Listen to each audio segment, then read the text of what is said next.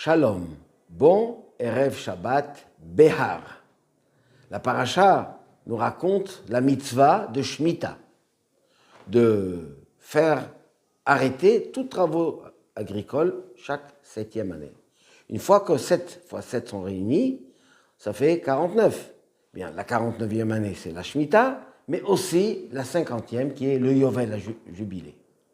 Et la Torah donne des bénédictions et raconte des lois qui concernent la propriété, comment tout revient chez chacun, l'année du Yovel, même un bien vendu, dans certaines conditions, revient au propriétaire initial, car la terre appartient à Hachem, et lui fait sur cette terre, il nous donne ce qu'on a besoin.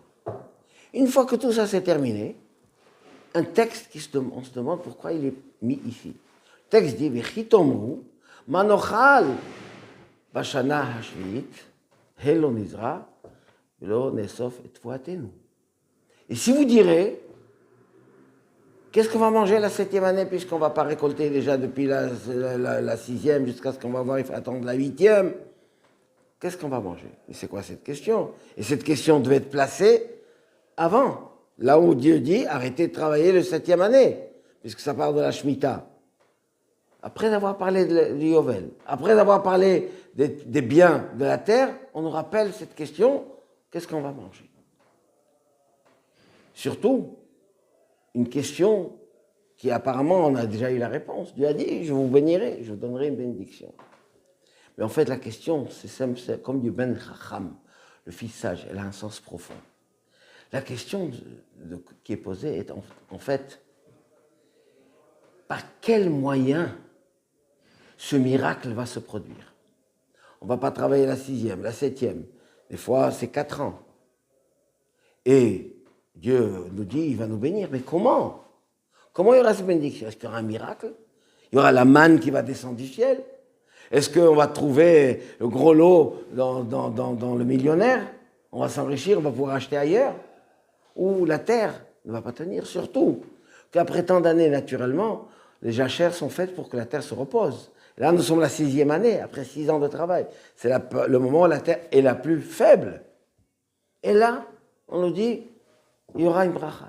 Le Chacham veut comprendre comment, quel sera le fonctionnement. Et la réponse, elle est, c'est qu'en fait, Dieu va faire que la nature va obéir à la volonté divine.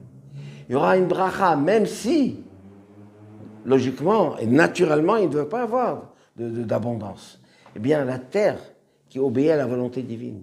Et quand nous, les Bnei Israël, on fait ce que Dieu nous demande, la nature obéit. La nature se met au service du Ham Israël.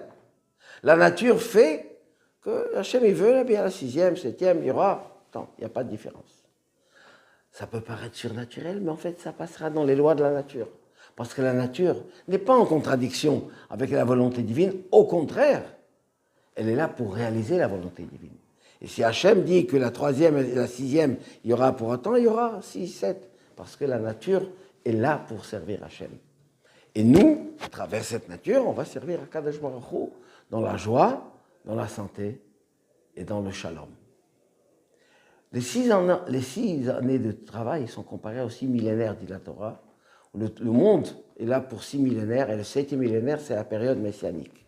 Et là, on va se dire, tiens, dans notre période, que nous sommes maintenant dans le 6e millénaire, c'est 1780, etc., on a l'air pauvre, on a l'air affaibli par rapport aux générations précédentes. Allons-nous vraiment mériter le Mashiach? Quand dans les générations précédentes, il y avait des grands saints, des maîtres, Rabbi Shimon Bar Yochai, qu'on vient de passer l'Akba Omer, et d'autres grands maîtres. On peut mériter maintenant réponse. Hachem fait que notre petit effort à nous, par rapport à nous, est extrêmement important, autant que ce qu'ont fait les générations précédentes. Parce qu'Akadosh Baruch Hu demande à chacun selon ses moyens, selon ses forces, selon les conditions dans lesquelles il se trouve.